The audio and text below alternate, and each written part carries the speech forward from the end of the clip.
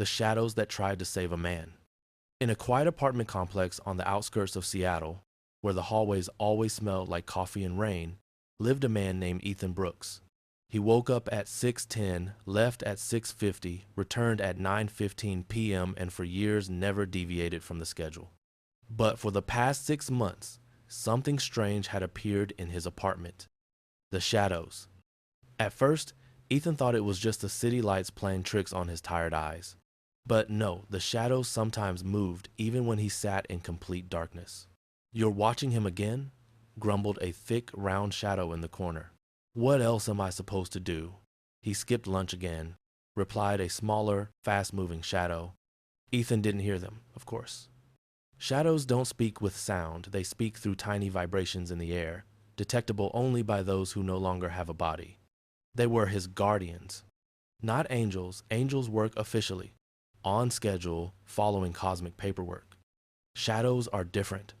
They are the universe's improvisers, faint spirits of forgotten dreams, trying to give a person one last warning before their life drifts too far from what it could be.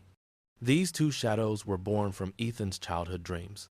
Drawing comic books, living near the ocean, having a small studio with huge windows. Ethan had forgotten all of that. But the shadows hadn't. "We're behind schedule," the thick one grumbled. Today he was supposed to notice that those architectural plans aren't even his passion. But he stared at that art supply window for 15 whole seconds. "That's progress," the little one defended him. But the progress was barely visible.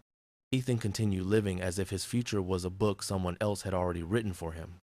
So the shadows decided to take a bolder step.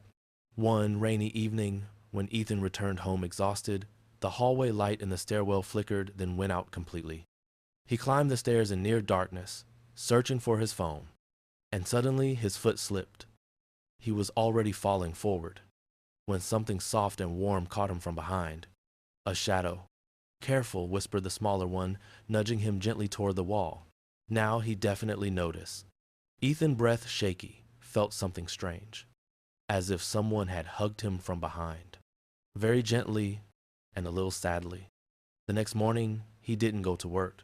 For the first time in 3 years, he sat in his kitchen, staring at a blank sheet of paper. And then, almost without thinking, he reached for a pencil.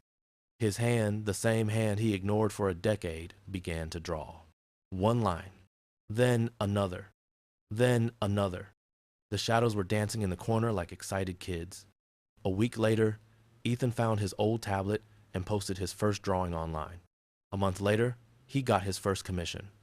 And 6 months later, he stood in a small rented studio near the California coast, unpacking boxes of paints while ocean wind filled the room.